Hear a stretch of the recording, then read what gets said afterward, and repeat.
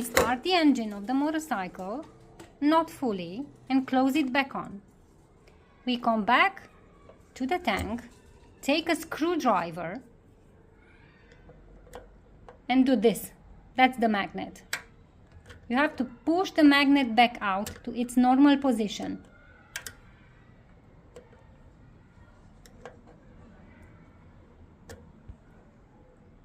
And there's like a nail there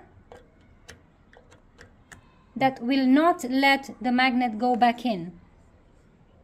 Now, with having your key very close to you, you close back the tank. Now you open the tank to see that it works to open again and close it back down and open it again. Okay.